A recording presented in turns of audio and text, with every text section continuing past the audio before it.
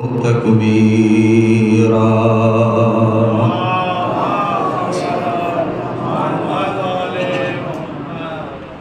والصلاة والسلام والتحية والإكرام على النبي الأمي المكي المدني القرشي الهاشمي الأبطحي سيدنا ومولانا ومقتدانا وهادينا أبي القاسم محمد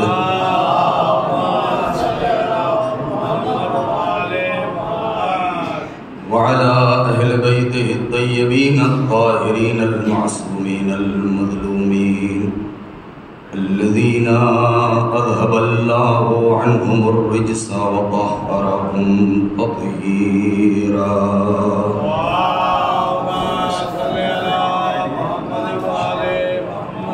سلام على آل طه وياسين ولعنة الله على أعدائهم أجمعين من الآن إلى يوم الدين. أما بعد وقد قال سيدنا ومولانا سيد الشهداء حسين بن علي بن أبي طالب عليهم السلام: هذا ما أوصى به الحسين بن علي بن أبي طالب إلى أخيه محمد الحنفية أنه يشهد أن لا إله إلا الله وحده لا شريك له وأن محمدًا عبده ورسوله جاء بالحق من عند الحق وأن الجنة حق والنار حق وأن الله يبعث من في القبور وأني لم أخرج أشرا ولا بطرا ولا مفسدا ولا ظالما، إنما خرجت لطلب الإصلاح في أمة جدي وأن آمر بالمعروف وأنهى عن المنكر وأسير بسيرة جدي وأبي علي بن أبي طالب، فمن قبلني بقبول الحق فالله أولى بالحق، ومن رد علي هذا اصبر حتى يقضي الله بيني وبين القوم. صلوات میں بارک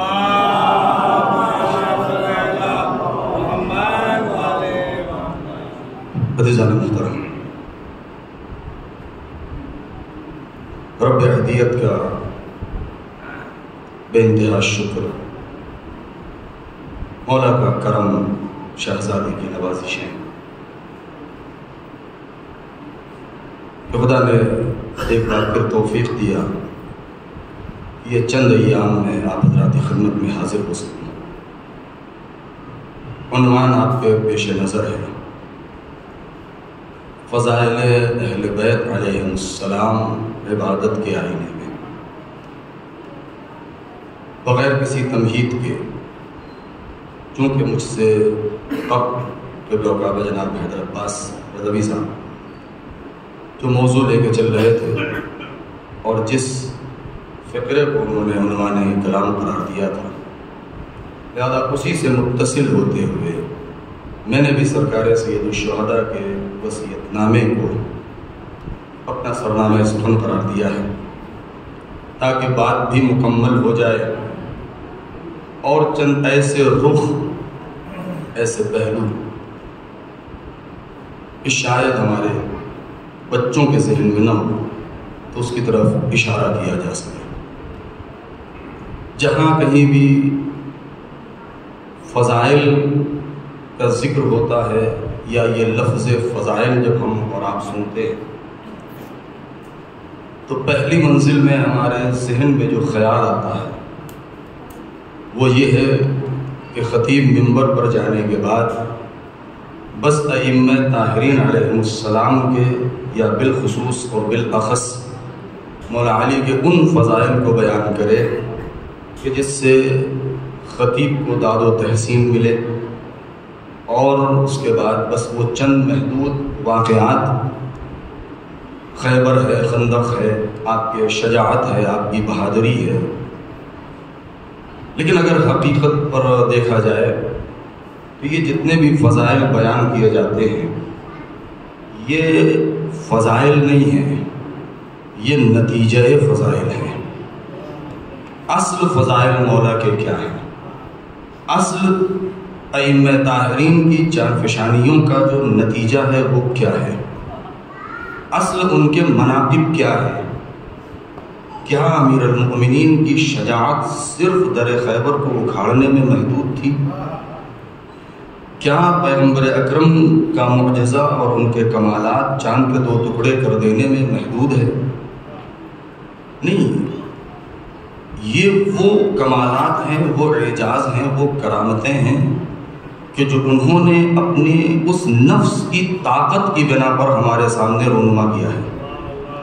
ہمیں دیکھنا یہ ہے کہ ان کے نفس میں اتنی طاقت کہاں سے آئی ہے، جو چیز ہمیں سمجھنا ہے۔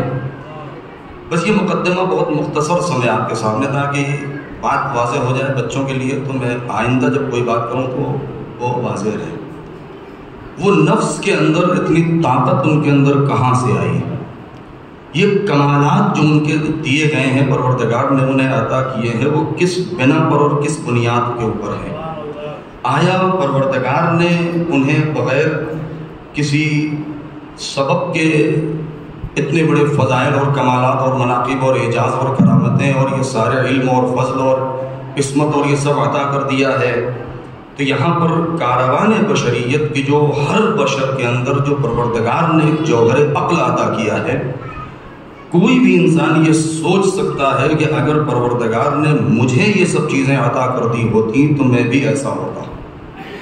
ہمیں سوچنا، یہاں پر سمجھنا یہ ہے کہ ان کے اندر جو یہ کمالات نفسانی اور کمال کردار جو ان کے اندر پیدا ہوا ہے وہ کس بنا کے اوپر ہے، اور انہوں نے جو اتنی بڑی قربانیاں دی ہیں یا کربلا کے میدان میں کہ جو اتنی عظیم آپ نے قربانی پیش کی ہے کہ امت اسلامیہ کو نہیں، بشریت کو انہوں نے ایک راہ دکھا دیا ہے۔ تو ہمیں دیکھنا یہ ہے کہ اہل بیت کا سب سے بڑا کمال یہ ہے اور ان کے فضائل یہ ہیں کہ انہوں نے شاہراہ ہدایت کے اوپر وہ نقوش ابھار دیے ہیں کہ رہتی دنیا اگر بشریت اور یہ کاروان بشریت اگر چاہے تو انہی نقوش کو دیکھتے ہوئے صراط مستقیم پر گامزن رہے اور کبھی بھٹک نہیں سکتی ہے۔ ہمیں اس حوالے سے اگر ہم غور کریں تو ہمیں بہت کچھ سیکھنے کو اور سمجھنے کو ملے گا۔ فرش عزا، فرش مجلس، میرے دوستوں، میرے بچوں، میرے بزرگوں، میرے بھائیوں، یہ رسم ادا کرنے کی جگہ نہیں ہے، یہ عبادت کرنے کی جگہ ہے۔ یہ رسم گاہ نہیں ہے، یہ عبادت گاہ ہے۔ تو جیسے ہم عبادت کے لیے مقدمات فراہم کرتے ہیں کہ وضو کرتے ہیں، نیت کرتے ہیں، خلوص پیدا کرتے ہیں، خدا سے لو لگاتے ہیں، تو اسی طریقے سے فرش اعظم پر آئیں تو ہمیں طہارت کا خیال رکھنا ہوگا، ہمیں لو لگانا ہوگا، خلوص دل سے آنا ہوگا۔ نہیں، میں ایک جملہ کہہ کے اپنی بات کو شروع کروں کہ اس کو ہم اپنے بزرگوں کی اور اپنے باپ داداؤں کی میراث نہ سمجھیں، بلکہ یہ کسی امین نے ہمیں امانت دار سمجھا ہے تو یہ امانت ہمارے حوالے کیا ہے۔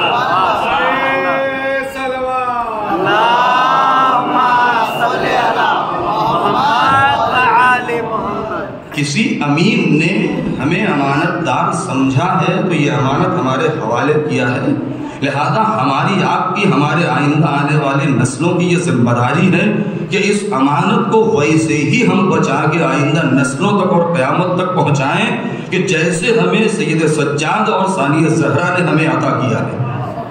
اس لیے کہ اگر اس میں ذرا سا بھی ہم سے کوتاہی ہوئی تو خدا تو بعد میں سوال جواب جو ہوگا سب سے پہلے تو شہزادی ہمارے سامنے آ جائیں گی کہ یہ بتاؤ کہ ہم نے صرف تمہیں اسی لیے دیا تھا۔ یہ لہذا یہ ایک درسگاہ کے عنوان سے جو ہمیں عطا کیا ہے، یہ علم، یہ علم دیکھیں میں جملہ کہوں، آئندہ مجالس میں بہت کچھ مجھے آپ کے سامنے عرض کرنا ہے۔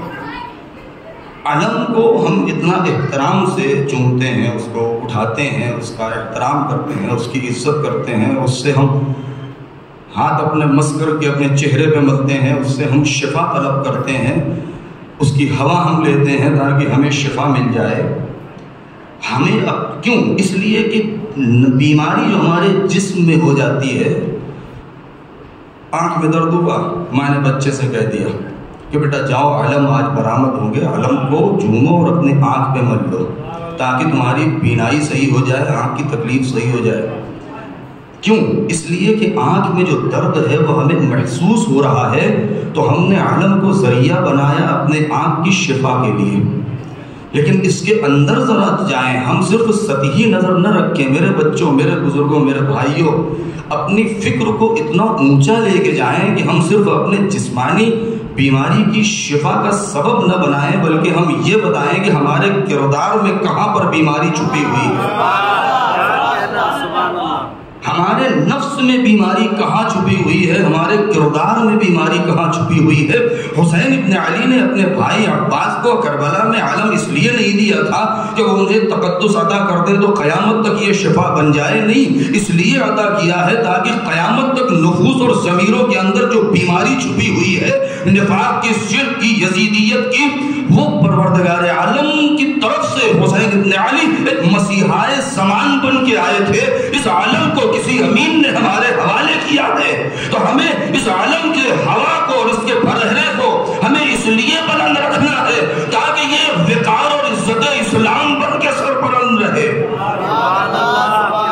اب میں یہاں پر ایک جملہ کہہ دوں، یہی وجہ ہے کہ آج پوری دنیا میں اس لیے ٹھہر جا رہا ہوں کہ فکر ہمارے بچوں کی جمع ہو جائے، پوری دنیا میں ہر ملک کا ایک جھنڈا ہے، ایک فلیگ ہے، ایک نشانی ہے۔ ہر ملک میں بہت ساری پارٹیاں ہوتی ہیں، ہر پارٹی کا اپنا ایک جھنڈا ہوتا ہے، بہت سے آرگنائزیشن ہوتے ہیں، بہت سے ادارے ہوتے ہیں، تحریک اور تنظیمیں ہوتی ہیں، وہ بھی اپنے لیے ایک لوگو، پروگرام یا فلیگ بنا لیتے ہیں۔ لیکن میرے دوستو، علم میں اور جھنڈے میں بہت فرق ہے۔ علم اور ہے، جھنڈا اور ہے۔ علم کے اندر جو تقدس ہے وہ عام جھنڈوں میں نہیں ہے، اور یہی وجہ ہے کہ پیغمبر اکرم نے ہجرت کے بعد جب علم تیار کیا ہے تو ایسے امین ہاتھوں میں دیا ہے۔ میں ایک جملہ کہوں گا، میں اس کے اوپر بڑی تفصیل گفتگو کرتا ہوں، لیکن بس ایک جملے میں بات کہہ کے میں آگے بڑھنا چاہتا ہوں کہ آج اس علم کے اندر اتنا تقدس آیا کہاں سے؟ اس کی ایک وجہ ہے، پوری تاریخ آپ کے پیش نظر ہے پیغمبر اکرم کی ہجرت سے سن 2 ہجری سے لے کر کے سن 11 ہجری تک کہ نبی نے جتنی بھی غزوات اور سرایا جہاں آپ نے شرکت کی ہے، اور بہت سارے خواہش مند اور داوطلب اور امیدوار آ گئے کہ پیغمبر یہ علم ہم کو دے دیں اور ہم میدان میں لے کر کے جائیں، اور نبی نے دیا بھی اور سب کا امتحان لیا بھی، اور لوگ میدان کارزار میں لے کے گئے بھی اور اس کو لہرایا بھی، اور وہ ساری باتیں آپ ممبر سے سنتے آئے ہیں۔ اور واپس آئے اور آنے کے بعد کیا کہا کہ جب نبی نے کہ کیوں واپس چلے آئے تو کہا جی سردار بھاگ آیا تھا، میں کیا کرتا؟ انہوں نے کہا کہ سردار بھاگ گیا تھا، ہم کیا کرتے؟ یہ ساری باتیں آپ سنتے آئے ہیں، لیکن بحث یہ ہے کہ عالم کے اندر جو آج تقدس آیا ہے یہ آیا کہاں سے ہے؟ اس کی صرف وجہ یہ ہے، میں نے بات جو کہی تھی ذہن میں رہے کہ یہ فرش اعضا کسی کی امانت ہے، یہ مجلس کسی کی امانت ہے، ہمیں اس میں اس کا خیال رکھنا ہے۔ وجہ یہ ہے کہ اس عالم کے اندر اسلام کی عزت پوشیدہ ہے، انسانیت کا وقار چھپا ہوا ہے، بشریت کا حشم عشق اس کے اندر موجود ہے۔ یہی وجہ ہے کہ زمانے پیغمبر میں سے لے کر کے امام حسین کے دور تک جس نے بھی اس عالم کو ایک معمولی جھنڈا سمجھا میدان میں پھینک کے بھاگا، جس نے عزت اسلام سمجھا بازو قلم ہو گئے، جھکنے نہیں دیا۔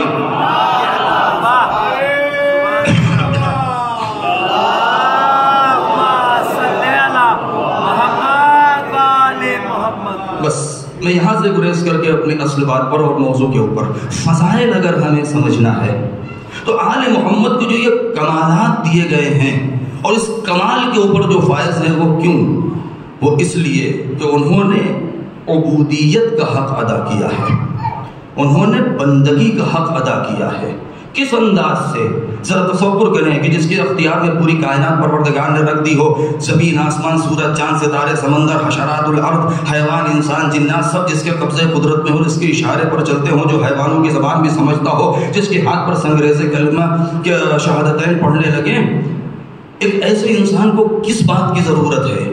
نہیں، انہوں نے سجدہ کر کے یہ بتا دیا ہے کہ نہیں، سجدہ کرو اس لیے کہ اے بندے خدا، یہ پروردگار نے اپنی سجی سجائی کائنات تمہارے سامنے اس لیے رکھی ہے، پوری کائنات کے ذرے ذرے کو تمہارے سامنے اس لیے جھکایا ہے تاکہ تمہارا سر اپنے سامنے جھکا سکے، اس لیے کہ تمہاری اس پیشانی کے اندر پروردگار نے تمہاری عزت رکھ دی ہے، تمہارا وقار رکھ دیا ہے۔ یہی وجہ ہے کہ خدا آواز دیتا ہے، اے میرے بندے، اگر اٹھنا چاہتے ہو تو اپنے کو جھکانا سیکھ لو، تم سر جھکاتے جاؤ، ہم اٹھاتے جائیں گے، تم جتنا جھکو گے ہم اتنا اٹھائیں گے، یہاں تک کہ تم جھک کر کے دیکھو تو صحیح، اگر تم اپنے آپ کو کچھ نہیں سمجھو گے تو ہم تمہیں بہت کچھ بنا دیں گے، کچھ سمجھنے لگو گے تو کسی لائق نہ چھوڑیں گے۔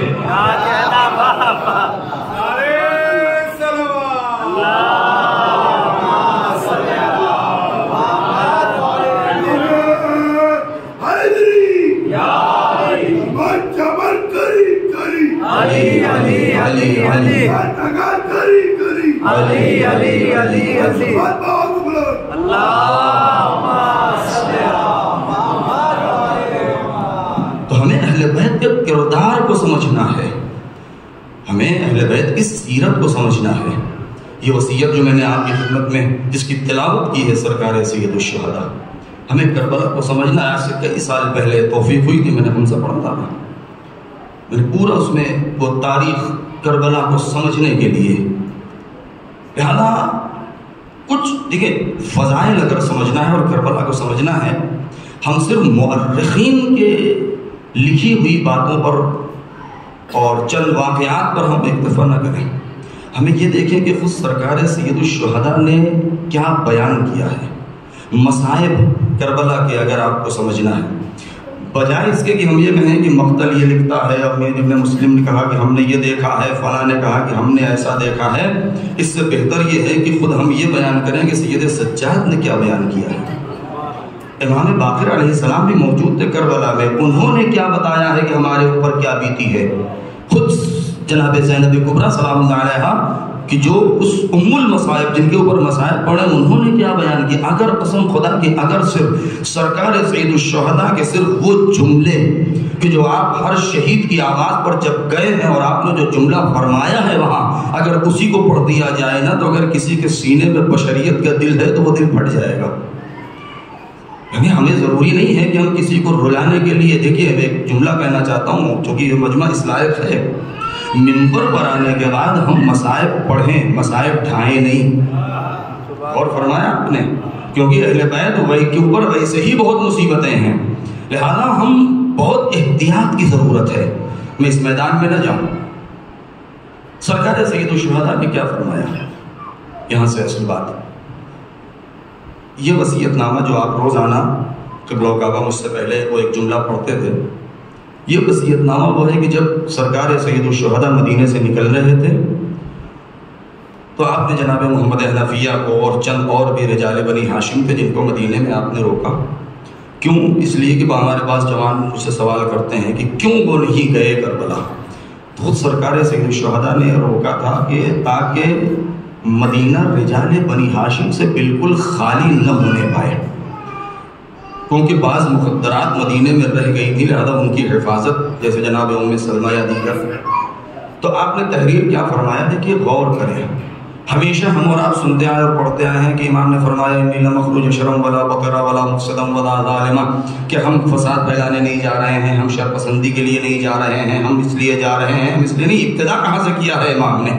امام نے فرمایا ھذا ما اوصى به الحسین بن علی بن ابی طالب الی اخیہ محمد الحنفیہ، کہ یہ وہ وصیت ہے کہ جو حسین ابن علی ابن ابی طالب اپنے بھائی محمد حنفیہ کے نام کر رہے ہیں۔ کیا کہا؟ انہ یشہد ان لا الہ الا اللہ، حسین گواہی دیتا ہے کہ جز پروردگار کے کوئی دوسرا خدا نہیں ہے، وان محمدا عبدہ ورسولہ۔ پھر اس کے بعد آپ نے کیا فرمایا؟ پھر آپ نے فرمایا کون رسول کہ جو حق بن کے آئے ہیں، حق کی طرف سے آئے ہیں. پھر آگے کیا فرمایا؟ الذی جاء بالحق من عند الحق وان الجنت حق والنار حق. جنت بھی حق ہے، نار بھی حق ہے، دوزخ بھی حق ہے.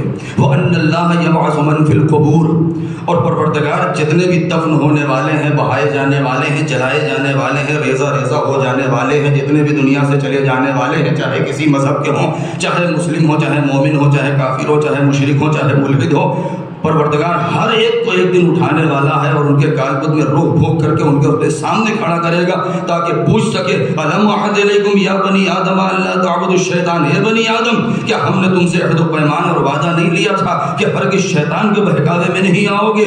لہذا ان اللہ یبعث من فی القبور، پروردگار قبروں سے نکال کے سامنے کھڑا کر دے گا. اس بات کا اقرار اور گواہی، یعنی کیا کہ حسین گواہی دیتا ہے ان سب چیزوں کی. پھر آپ نے کیا فرمایا؟ بہت توجہ. پھر آپ نے کیا فرمایا؟ وَأَنِّي لَمْ أَخْرُجْ أَشْرًا وَلَا بَطَرًا. ترجمہ نہیں کروں گا میں، شر پسندی اور اس کے لیے نہیں نکل رہا ہوں مدینے سے.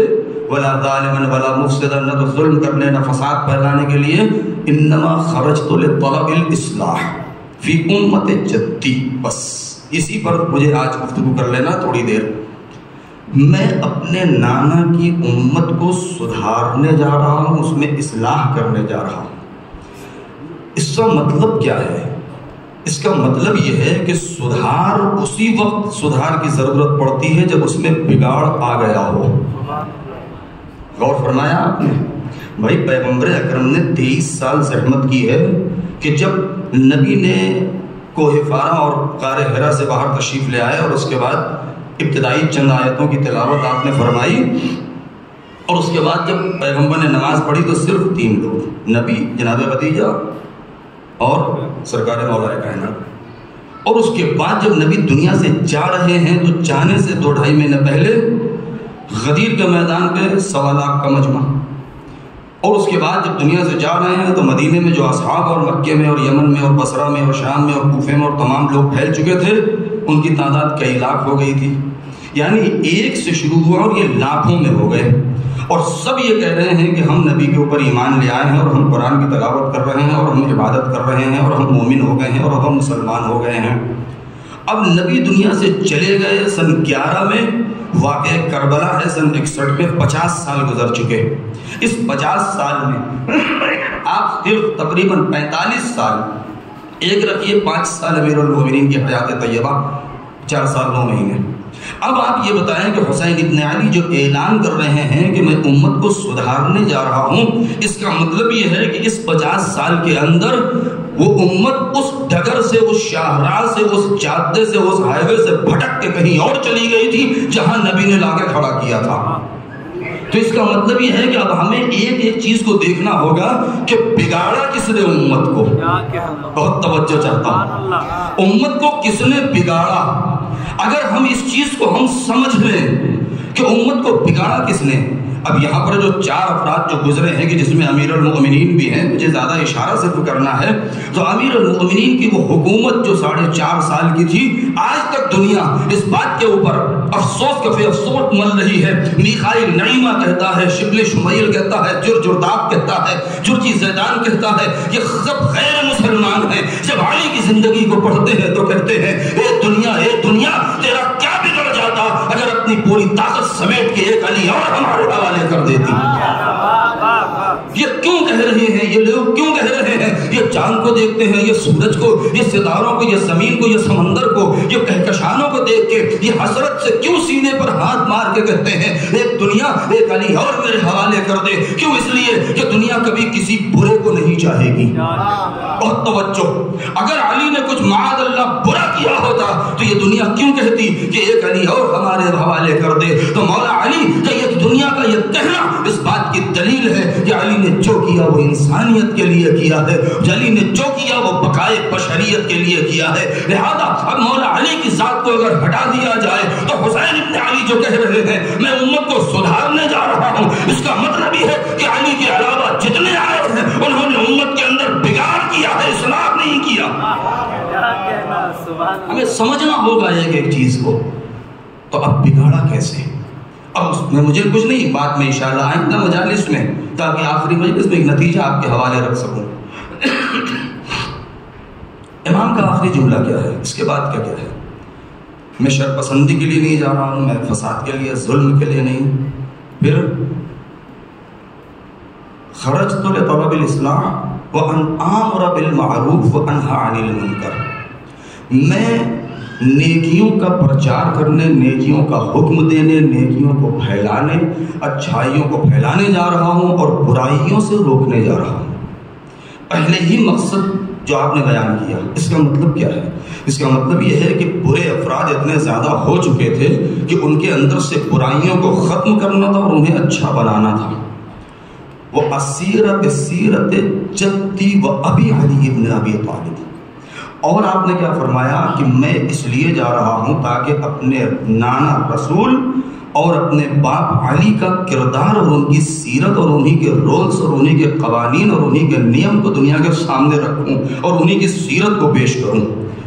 یعنی حسین ابن علی نے 50 سالہ اس بطلان کے زمانے میں جو یہ طواغیت اور طاغوتی حکومت تھی، اب یہ بات آ گئی ہے تو میں کہوں آپ پڑھتے آئے ہیں ہمیشہ، آیت الکرسی تو ہمیشہ پڑھتے ہیں، سفر پہ جائیں تو حکم ہے کہ پڑھ کے جائیں تو فرشتے آپ کی حفاظت کریں گے، کوئی حادثہ نہیں ہوگا، آپ کے ساتھ کوئی پریشانی نہیں ہوگی وغیرہ وغیرہ۔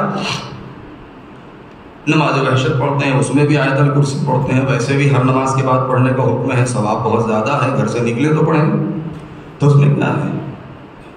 اللہ ولی الذین آمنوا یخرجهم من الظلمات الی النور والذین کفروا اولیاءهم الطاغوت یخرجونهم من النور الی الظلمات، جنہوں نے اللہ کو اپنا ولی بنایا ہے اور پروردگار نے جس کو اپنا نمائندہ بنایا ہے، اس کی خصوصیت یہ ہے کہ لوگوں کو اندھیروں سے نکال کے روشنی میں لاتے ہیں، اور جن لوگوں نے طاغوت کو اپنا ولی بنایا ہے اور جو طاغوت کے نمائندے ہیں، ان کا کام یہ ہے کہ وہ اجالے سے لے کر کے اندھیرے میں لے کر کے جاتے ہیں، اجالے سے نکال کے اندھیرے میں لے کے جاتے ہیں۔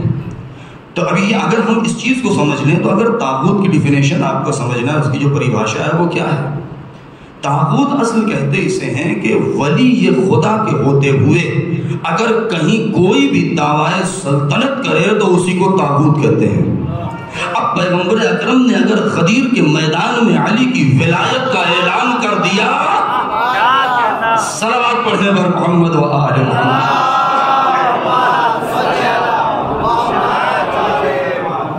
جب پیغمبر نے اور یہاں تک کہہ دیا، کیا فرمایا آپ نے؟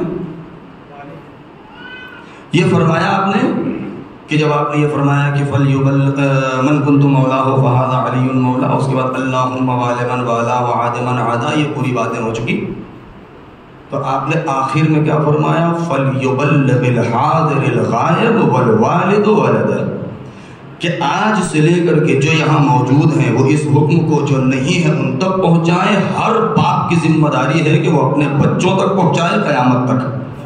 یعنی اب یہ ہماری ذمہ داری ہے کہ ہم غدیر اپنے بچوں کو سکھاتے جائیں اور آگے بڑھاتے جائیں تاکہ قیامت تک غدیر زندہ رہے۔ کیوں زندہ رہے غدیر؟ اس لیے کہ روح عاشورہ اور روح کربلا غدیر ہے۔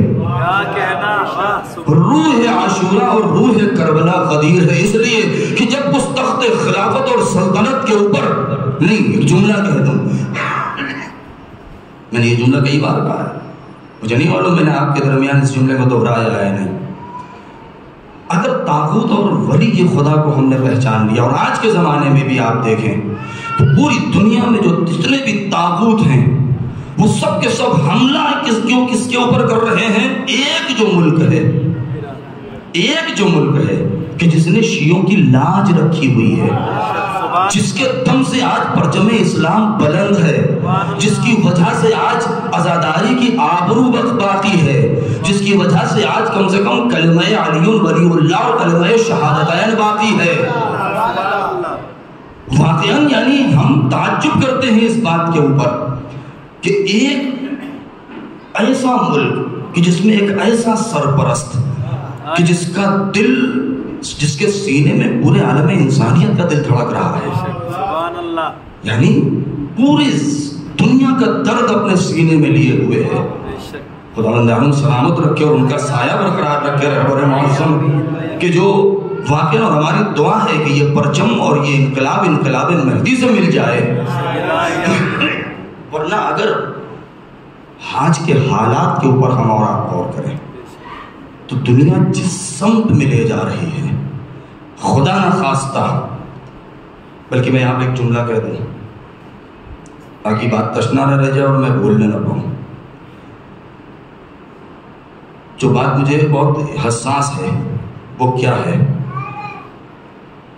آج دنیا جس سمت سو میں لے کے جا رہی ہے، یہ نہ دیکھیں ہم، بہت توجہ، ہم اپنے ہندوستان بھی کے اوپر دیکھیں اور دنیا میں یہ نہ دیکھیں کہ بھیڑ کدھر ہے، بہت توجہ، کبھی بھی اکثریت اور کثرت اور میجارٹی دیکھ کر کے بہک نہ جائیں، اس لیے کہ بھیڑ میں بہت کچھ ہوتا ہے۔ رسول کو بھیڑ کی ضرورت نہیں تھی، علی کے پاس بھی بہت بڑی بھیڑ تھی، حسن کے پاس بھی بہت بڑی بھیڑ اکٹھا ہو گئی تھی۔ اگر حسین چاہتے تو 30,000 کے مقابلے میں 30 لاکھ جمع کر لیتے، مگر حسین کو بھیڑ کی ضرورت نہیں تھی، انہیں انصار چاہیے تھے۔ آج یہ نہ دیکھیں کہ ایران اور خیبر کے مخالفین کتنے ہیں، آج انہیں بھی بھیڑ کی ضرورت نہیں ہے، انہیں مضبوط اور مخلص انصار چاہیے۔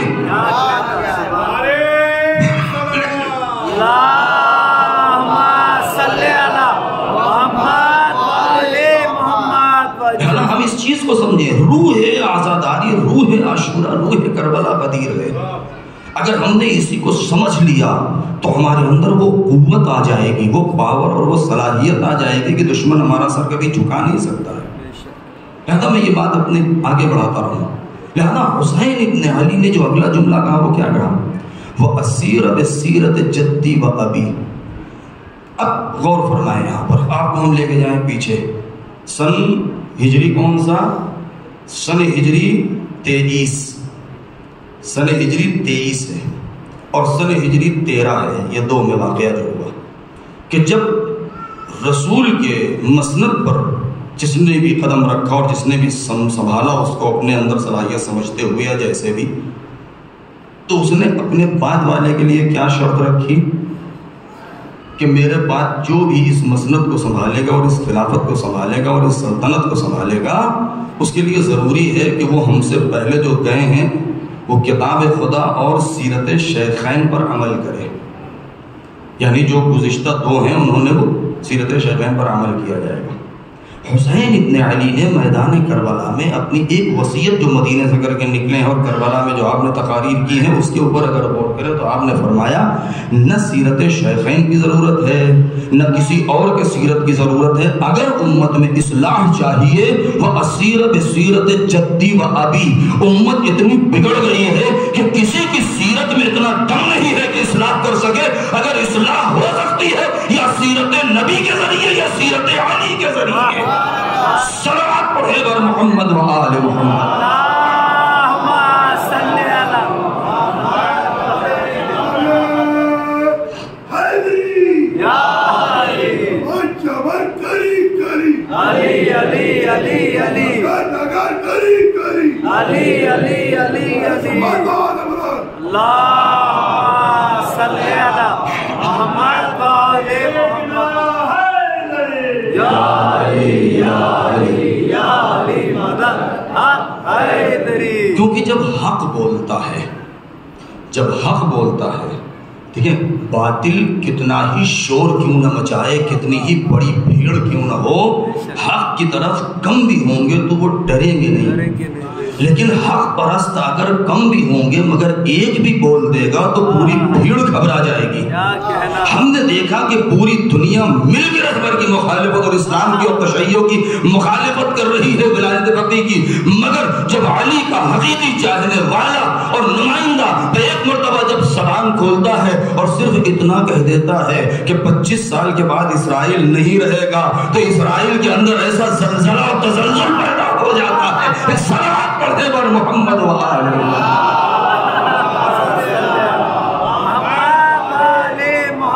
پوچھنے کی بات ہے، یعنی یہ جذبہ کہاں سے ملا ہے؟ یہ کربلا سے ملا ہے۔ تبھی تو رہبر انقلاب نے یہ فرمایا تھا حضرت امام خمینی رحمۃ اللہ علیہ نے کہ ہمارے پاس جو کچھ بھی ہے وہ محرم اور سفر کے ذریعے سے، یعنی روح بشریت، روح انسانیت، ضمیر انسانیت کو اگر طاقت چاہیے تو کربلا سے ملے گی، اس کے علاوہ کہیں سے نہیں۔ یہی وجہ ہے کہ پھر ہم کربلا کو جو یاد مناتے ہیں، فرش پر آتے ہیں، تو فرش پر آنے کے بعد ضروری نہیں ہے کہ ہمارے ماتم کی آواز باہر تک جائے، ہمارے رونے کی آواز نہیں، ہم روئے اس لیے کہ رونے میں بہت ثواب ہے، یہاں تک کہ ہمارا باپ بھی مر جائے اور ہم اس کے غم میں بھی روئیں۔ تو 8ویں امام کہتے ہیں کہ اپنے اس رونے اور اس گریہ کو ہمارے جد سے منسوب کر دو، پروردگار تمہیں ثواب دے دے گا۔ نہیں، میں آگے بڑھ کے ایک جملہ کہوں، ہمارا کوئی عزیز بھی مر جاتا ہے تو ہمارے پاس بہانہ کیا ہے؟ اے میرے بزرگوں، اے میرے بچوں، بزرگوں سے معافی کے ساتھ اپنے بچوں کو وصیت میں کر رہا ہوں، اے میرے بچوں کبھی غور فرمائیں اس بات کے اوپر، یہ سرمایہ، یہ دولت جو ہمارے پاس ہے کس قوم کے پاس ہے بتائیے؟ کس کے پاس ہے؟ کسی کے پاس نہیں ہے۔ کرسچن میں چلے جائیے، ہر سنڈے یا ہفتے میں 3 دن یا 4 دن وہاں پر پریئر ہو جاتی ہے، کچھ چیزیں پڑھ دی جاتی ہیں، وہ پادری اور پاپ آ کے بیان کر دیتے ہیں اور لوگ چلے گئے۔ باقی دوسری قوموں میں بھی آپ دیکھ لیجئے، یہ ہمارے برادران کے ہاں اجتماعات ہو جاتے ہیں اور وہ چند کلمات، یہ سرمایہ کس کے پاس ہے؟ محرم پورا، سفر پورا، ربیع الاول، ہر امام کی ولادت اور شہادت، بہت توجہ، ہر امام کی ولادت اور ہر امام کی شہادت، بعض اصحاب اور امام کے گود کے پالے ان کی ولادت اور ان کی شہادت نہیں، یہاں تک کہ ہمارا کوئی مر جاتا ہے تو دفن کے وقت سے لے کر کے 7واں بھی، 40واں بھی، 20واں بھی، 10واں بھی ہم اپنے مرنے والے پر نہیں روتے، حسین کی فرش عزا بچھا کے اپنے مولا پر روتے ہیں۔ کیوں؟ اس لیے کہ ہم اس کو ثواب بھی پہنچانا چاہتے ہیں، تو فرش عزا اور منبر کا سہارا لیتے ہیں، اور کسی کو دعوت بھی نہیں دی جاتی، صرف یہ کہا جاتا ہے کہ مجلس حسین ہے۔ تو جب ہمارے پاس اتنے وسائل موجود ہیں، اتنی بڑی دولت ہے، یہ منبر ہمارے پاس، یہ فرش عزا ہمارے پاس، یہ علم ہمارے پاس، یہ شبیہیں ہمارے پاس، تو پھر ہمارے لیے کمی کس بات کی ہے؟ تو کمی اس بات کی ہے کہ جو بیان ہو وہ حق بیان ہو، نیچے والے سنے تو حق سنے، یہ نہ دیکھا جائے کہ یہ نیچے بیٹھے والے یہ کیا چاہتے ہیں، ہمیں دیکھنا یہ ہے کہ اوپر والا کیا چاہتا ہے۔ صلوات پڑھے محمد و آل محمد۔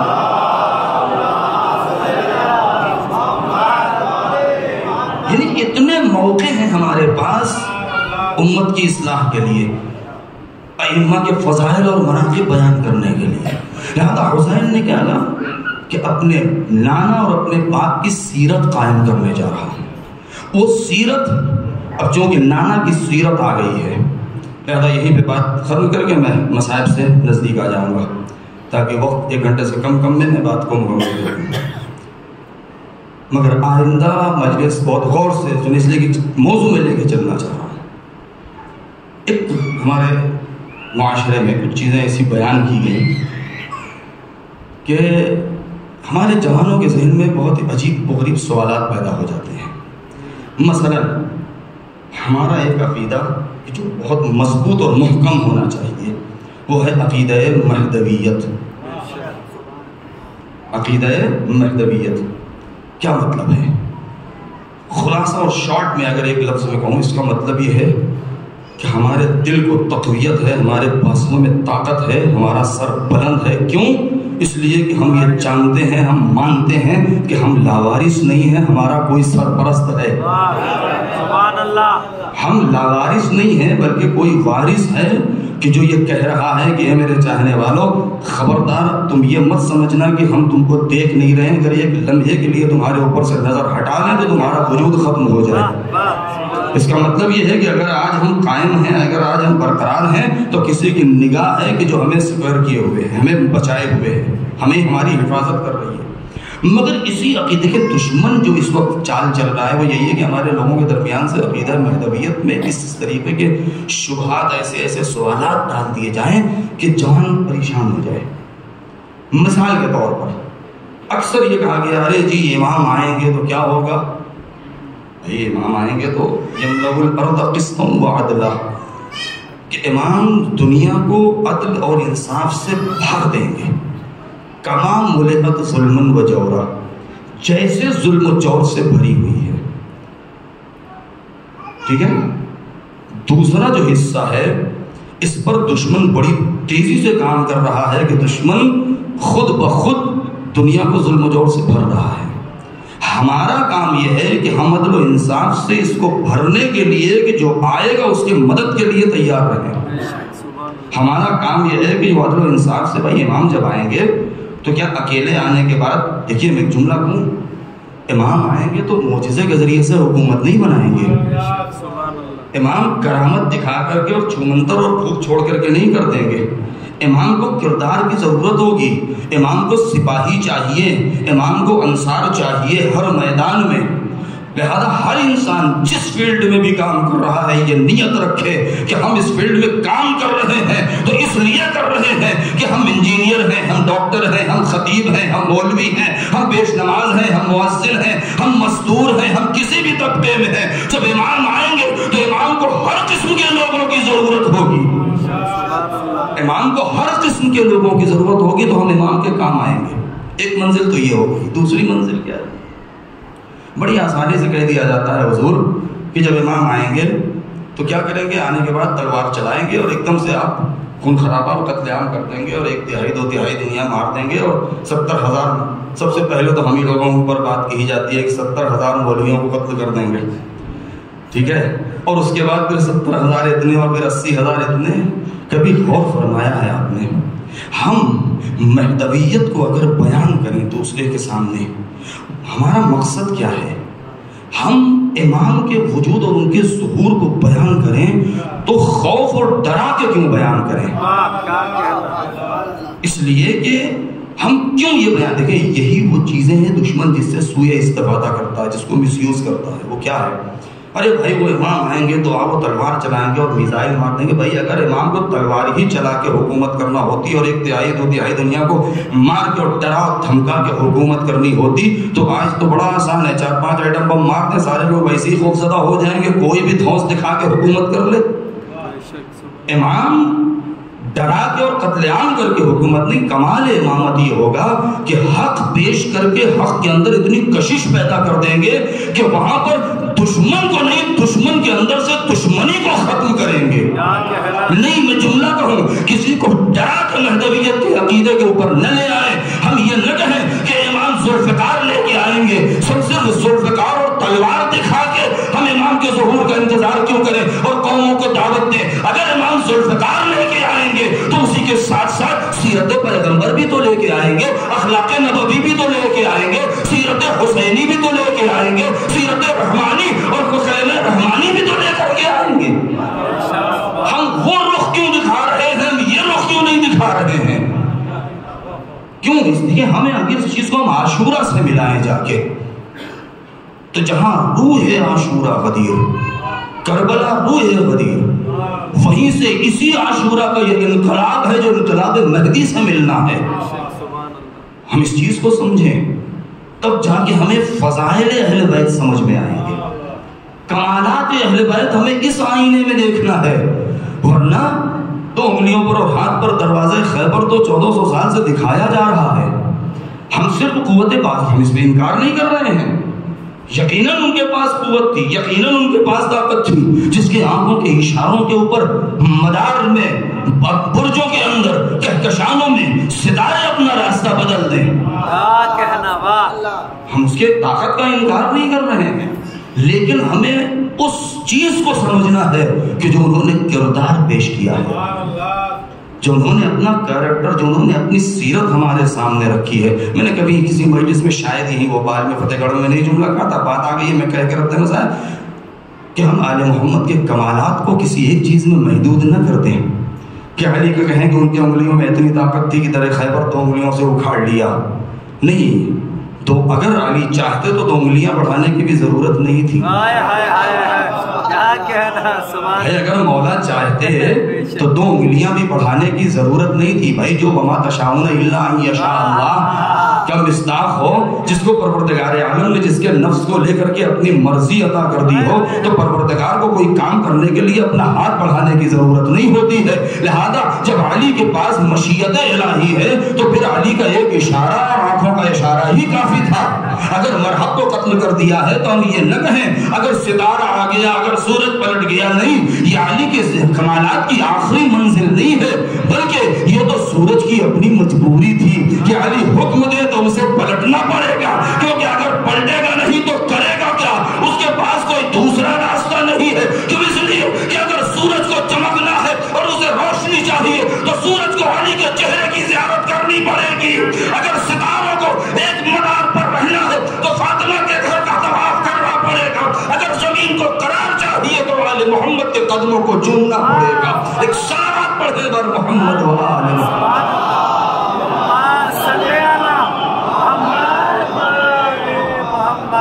ہم اس آئینے سے نہ دیکھیں صرف ظاہری کمالات، ہم باطنی کمالات پر جائیں کہ جو انہوں نے اتنے کمالات کے باوجود بھی سر سجدہ خالق میں رکھ دیا ہے تو آواز دی ہے الہی انا عبدک الضعیف الذلیل الحقیر المسکین، پروردگار میں تیرا کمزور بندہ ہوں، میں تیرا نادار بندہ ہوں، میں تیرا ناچار اور ضعیف و مسکین و فقیر بندہ ہوں۔ یعنی وہ انسان کہ جو سر سجدے میں رکھ کے اپنے کو اتنا ذلیل کہہ رہا ہے، اتنا کمزور کہہ رہا ہے، یہی جب اس نے اقرار ضعف کر لیا، جب اقرار کمزوری کر لیا تو پروردگار نے وہ چیز عطا کر دی ہے کہ جب سر سجدے سے اٹھایا تو دنیا کے سامنے کہتا ہے کہ ہم خدا کے سامنے بہت کمزور ہیں، مگر ہمیں اپنے جیسا اور کمزور مت سمجھ لینا۔ بنا فتح اللہ و بنا یختم، ہماری ذات وہ ہے جس کے ذریعے سے یہ کائنات بنی ہے، ہماری ہی ذات وہ ہے جس کے اشارے پر دنیا کا خاتمہ ہے۔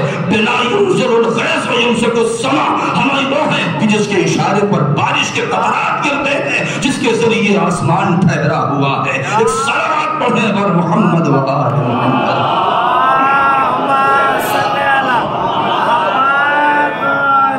دنیا عبادت کی طاقت کو سمجھ لے ایک مرتبہ، تب آل محمد۔ دیکھیں یہی وجہ ہے کہ مجلس میں عزاداری میں جب ہم آئیں، ہمارا بچہ آئے تو اگر وہ عبادت میں غرق ہو رہا ہو تو یہاں اسے بہت لطف آئے گا، اور اگر اس سے دور ہے تو صرف لاؤڈ اسپیکر کی آواز تو سنے گا، باقی پر اس کے ضمیر میں تزلزل پیدا نہیں ہوگا۔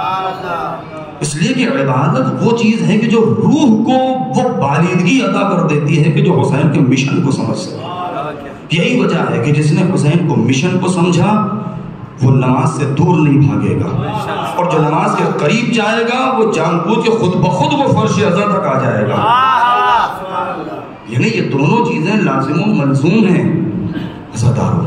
بس میں یہیں پہ بات کو روک رہا ہوں، انشاءاللہ آئندہ چونکہ آج کی مجلس میں چونکہ چند متفرقات بھی تھے، لہذا یہیں سے میں اپنی بات کو آگے بڑھاؤں گا تاکہ وہ سلسلہ ہمارے جوانوں تک پہنچ سکے۔ سرکار سید الشہداء، آج کی جو تاریخ ہے آپ جانتے ہیں 16 تاریخ، یہ 16 محرم کی کون سی تاریخ ہے؟ اگر ہم ان مقاتل کے اوپر نظر ڈالیں،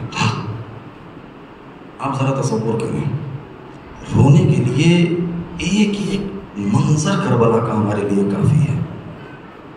آپ جانتے ہیں ایک بہت بڑے استاد حوصے کے درس خارج میں ہمیشہ مصائب پڑھتے تھے، تو شاگردوں نے کہا، ہزاروں کا مجمع ہوتا تھا، استاد آپ بہت مختصر مصائب پڑھتے ہیں، ذرا کھل کے پڑھیے۔ تو استاد نے کیا بیان کیا، ہم اگر کھل کے بیان کریں گے تو تم نہیں سمجھ پاؤ گے، نہیں سوچ پاؤ گے، سن نہیں پاؤ گے۔ کیوں؟ اس لیے کہ جو کردار پیش کیا ہے نے ان مصائب کو برداشت کرنے کے بعد، بلکہ میں بات کو آگے بڑھانے سے پہلے میں آپ کی خدمت میں ایک اعلان کر دوں کہ کل کی مجلس انشاءاللہ جلد شروع ہو جائے گی 8 بجے نماز کے موقع پہ، کیونکہ فوراً بعد تاکہ جلد سے جلد ختم ہو جائے، کیونکہ کل کی مجلس کے بعد وہ ایک مقام پر یاد حسین، لہٰذا آپ حضرات وہاں زیادہ سے زیادہ شرکت فرمائیں۔ جناب عارف عارف وکیل صاحب کی جانب سے MLA صاحب کہ جہاں پر بہت بڑا اجتماع ہونے والا ہے اور کافی دوسرے اقوام سے بھی لوگ شرکت کرنے والے ہیں، لہٰذا آپ حضرات کثیر تعداد میں وہاں شرکت فرمائیں تاکہ اس پروگرام اور اس مجلس کو کامیاب بنائیں تاکہ پیغام حسینی لوگوں تک پہنچ سکے۔ لہٰذا یہ اعلان آپ حضرات سماعت فرمائیں کہ یہاں جلد تشریف لے آئیں، جلد مجلس شروع ہو جائے، یعنی میں اگر 8 بجے ممبر پہ بیٹھ جاؤں تو 8:30 بجے اگر ختم ہو جائے یا اور پہلے تو وہاں اپنے وقت پر یہ پروگرام شروع ہو سکے۔ لہذا کوشش کریں گے کہ کثیر تعداد میں آپ حضرات وہاں شرکت فرمائیں۔ مختصر تقریر وہاں بھی ہے، زیادہ طولانی نہیں ہے۔ تو واقعہ کربلا کو اگر ہم سمجھیں تو جب استاد سے کہا کہ آپ بیان کیجئے تو امام نے کیا فرمایا؟ کہا ایک انسان اگر صرف ایک مصائب سن کے مر جائے تو تعجب نہ کرنا۔ استاد وہ کون سا مصائب، کون سی مصیبت ہے؟ تو استاد نے کہا کیا یہ کسی انسان کے مر جانے کے لیے کم ہے کہ یہ کہہ دیا جائے کہ بنت علی بے مخنہ چادر ظالم کے سامنے چلی گئی؟ یعنی خود یہ ایک جملہ انسان کے مر جانے کے لیے کافی ہے۔ آپ مسلسل چاند رات سے آپ مصائب سنتے آئے ہیں، مجھے کربلا کے مصائب نہیں پڑھنے ہیں، بس صرف 2 سے 3 منٹ کے اندر میں بات کو مکمل کر دوں۔ لیکن میں سب سے پہلے دعا کرنا چاہتا ہوں، اے میرے مالک تجھے ان آوازوں ان آنسوؤں کا واسطہ ہے میرے پروردگار، جو بھی افراد مشتاق ہیں 40 میں اور کربلا جانے کے لیے، پروردگار سب کے لیے اسباب فراہم فرما، زیادہ نصیب فرما۔ اگر آپ حضرات میں سے لوگ جائیں، یقیناً بہت سے لوگ جائیں گے، تو جب کبھی کوفے یعنی نجف کی جانب سے کربلا پیدل چلیں تو ایک چیز ذہن میں ضرور سوچ لیجئے گا کہ یہ وہی راستہ ہے کہ جہاں 3 دن جب چلتے ہیں اور کربلا پہنچتے ہیں تو پیروں کا کیا حالت پیروں کی ہو جاتی ہے کہ واپس اپنے وطن آنے کے بعد اس کی داستان بہت زمانے تک لوگ بیان کرتے ہیں۔ یہ قافلہ جب لٹا ہوا کربلا سے چلا تھا تو آپ جانتے ہیں کتنے دن میں پہنچ گیا تھا؟ عام طور سے 3 یا 4 دن لگاتے ہیں لوگ نجف یا کوفے سے کربلا جانے میں، تو چل نہیں پاتے ہیں، خستگی ہو جاتی ہے، جبکہ اشتیاق اور شوق یہ ہوتا ہے، بہت توجہ شوق یہ ہوتا ہے کہ ہم اپنے مولا کے پاس جا رہے ہیں۔ لہذا انسان بڑی تیزی چلتا ہے اور خلوص اور محبت اتنی ہوتی ہے کہ اسے احساس نہیں ہو پاتا۔ مگر جب یہ قافلہ کربلا سے چلا تھا تو وہاں پر اہل بیت کے اندر شوق نہیں تھا، ان کے اندر خوف اس بات کا تھا کہ ہمیں بازار کوفہ میں جانا ہے، ہمیں دربار کوفہ ظالم کا سامنا کرنا ہے۔ آپ جانتے ہیں کہ شام غریبہ میں جب شہزادیوں نے بچوں کو شمار کیا تھا تو بچوں کی تعداد کافی تھی، لیکن جب یہ قافلہ دروازہ کوفہ پہ پہنچا ہے تو اس میں بہت سارے بچے کم تھے۔ آپ جانتے ہیں کیوں؟ اس لیے کہ 11 محرم کی صبح میں یہ قافلہ کربلا سے چلا ہے اور ابھی 12 کا سورج نہیں نکلا تھا، 11 کی رات تھی، 1 دن کے اندر یہ قافلہ دروازہ کوفہ پہ پہنچ گیا تھا۔ یعنی سواریوں کو اتنی تیزی سے چڑھایا کہ ننھے بچے ماں کی گود سے گر کے دم توڑتے رہے۔ آئے جب اس قافلہ دروازے کوفہ پہ پہنچا ہے تو آپ جانتے ہیں کیا ہوا؟ میں آج کی تاریخ بس بیان کر کے اور آپ کی زحمت تمام۔ جب یہ قافلہ دروازہ کوفہ پر پہنچا ہے تو رات کا وقت تھا، مسجد حنانہ جہاں ہے وہاں پر اس قافلے کو روکا گیا تو پسر سعد کہ جو بڑی تیزی سے وہاں سے کوفے گیا اور کوفے جانے کے بعد ایک مرتبہ دارالامارہ کے سامنے جا کے تاریخ کہتی ہے رکابوں پہ پیر ڈال کے گھوڑے کی زین کے اوپر کھڑا ہوتا ہے اور کہتا ہے اے حاکم میرے خورجین کو درہم و دینار اور اشرفی سونے چاندی سے بھر دے، اس لیے کہ میں نے ایسے کو قتل کیا ہے کہ جو پوری دنیا میں سب سے زیادہ شریف تھا۔ تو اس سے کہا کہ اجازت دے کہ ہم لے کے آئیں، تو ظالم نے کہا ابھی نہیں، اس لیے کہ ابھی ہمارا بازار سجا نہیں ہے، ابھی دربار راستہ نہیں ہے، کل دن کے اجالے میں لانا۔ جب یہ خبر پہنچی ہے تو زینب تڑپ گئی، نجف کا رخ کیا، اے بابا ارے اپنی بیٹی کی مدد کیجئے۔ کل سن 35 میں جب میں دن میں آئی تھی تو آپ نے بھیا حسن سے کہا تھا اے میرے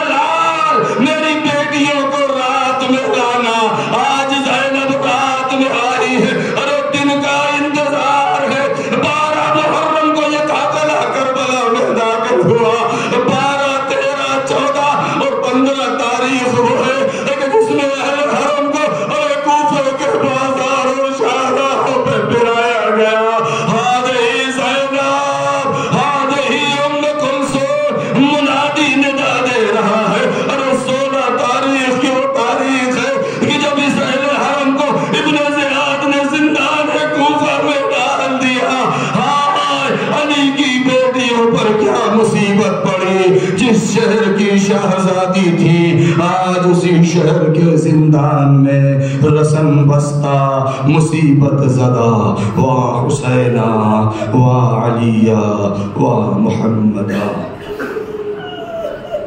وَسَيَعْلَمُ الَّذِينَ ظَلَمُوا أَيَّ مُنْقَلَبٍ يَنْقَلِبُونَ أَلَا لَعْنَةُ اللَّهِ عَلَى الْقَوْمِ الظَّالِمِينَ اللهم باسمك العظيم الأعظم الأعز الأجل الأكرم باسمك يا الله يا الله يا الله يا الله يا الله يا الله يا الله يا رحمن يا رحيم يا ذا الجلال والإكرام يا أرحم الراحمين يا غياث المستغيثين إلهي بحق الزهراء وأبيها وبعلها وبنيها والسر المستودع فيها میرے مالک ہماری اس عبادت کو قبول فرما، پروردگار ہمارے والدین اور مومنین کے گناہوں کو بخش دے، جو اس دنیا سے گزر چکے ہیں ان کی مغفرت فرما، ہمارے جوانوں میں جذبہ دینداری پیدا فرما، میرے مالک ہماری زبان پر صرف حق جاری ہو، حق کے سوا ہماری زبان سے کبھی باطل نہ نکلنے پائے، پروردگار ہمیں حق کے فرش ادا حق کے ممبر ادا کرنے کی توفیق مرحمت فرما، بانیان مجلس اور بانی مجلس اور جن لوگوں نے بھی اس وضع خانے کو سجایا ہے ان کو سلامت رکھ، ان کی توفیقات میں اضافہ فرما، جو بیمار ہیں انہیں شفاء کاملہ و عاجل مرحمت فرما، پروردگار جو بے اولاد ان کی گود آباد فرما، میرے مالک جو مشتاقان حج و زیارات انہیں حج و زیارات سے مشرف فرما، پروردگار ہمارے امام اور آخری حجت کے ظہور میں تعجیل